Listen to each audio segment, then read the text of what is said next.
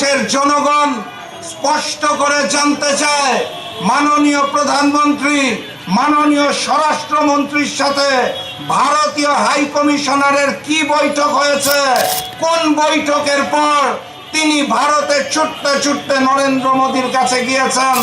যেই অগাস্ট মাসে আমরা 15ই আগস্ট একবার বিজয়ী হয়েছিলাম, 5ই আগস্ট দ্বিতীয়বার বিজয়ী হয়েছিলাম, কিন্তু ভাগ্যের নির্মম পরিহাস, আমরা ভারতীয় আধিপত্যবাদ থেকে মুক্ত হতে পারি নাই।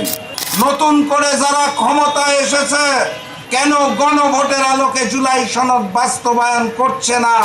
এবং বন্ধুগণ, 75 পরবর্তী প্রেক্ষাপট শেখ মুজিবকে দিয়ে বাংলাদেশকে ভারতের করদ রাজ্য বানাতে না পেরে যেই হিন্দুস্তান ফ্যাসিস্ট শেখ হাসিনাকে বেছে নিয়েছিল, সেই হাসিনার বিরুদ্ধেও, আওয়ামী লীগের বিরুদ্ধেও, হেলমেট লীগের বিরুদ্ধেও এবং ভারতীয় আধিপত্যবাদ এবং আগ্রাসনের বিরুদ্ধেও জুলাইয়ে গণ অভ্যুত্থান রচিত হয়েছিল।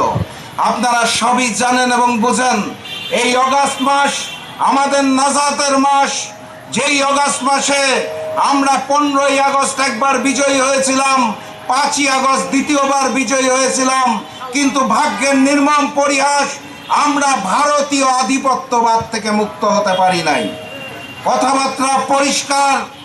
নতুন করে যারা ক্ষমতায় এসেছে, তারা ক্ষমতায় আসার পরে কেন গণভোটের আলোকে জুলাই সনদ বাস্তবায়ন করছে না? ভারতের কাছে কোন মুচলেকা দিয়ে জনাব তারেক রহমান দেশে এসেছিলেন, সেইটা দেশের জনগণ জানেন এবং বুঝেন। দেশের জনগণ স্পষ্ট করে জানতে চায় মাননীয় প্রধানমন্ত্রী মাননীয় স্বরাষ্ট্রমন্ত্রীর সাথে ভারতীয় হাই কমিশনারের কি বৈঠক হয়েছে, কোন বৈঠকের পর তিনি ভারতে ছুটতে ছুটতে নরেন্দ্র মোদীর কাছে গিয়েছেন এবং কোন বৈঠকের পরিপ্রেক্ষিতে ম্যানেজ ভোটের প্রধানমন্ত্রী জনাব তারেক রহমানকে এই মাসের মধ্যেই দ্রুত ব্যবস্থায় ভারতে নিয়ে যাওয়ার ব্যবস্থা করা হচ্ছে, এটা দেশের জনগণ জানতে চায়।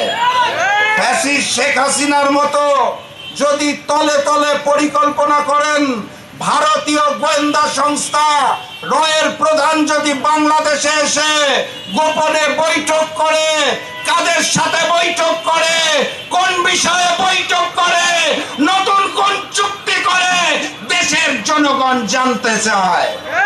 সেটা যদি স্পষ্ট না করেন, ফ্যাসিস্ট শেখ হাসিনার মতোই যদি দিল্লিকে প্রভু মানতে চান, তাহলে স্পষ্ট করে জানিয়ে দিতে চাই, নতুন বিপ্লব আসছে।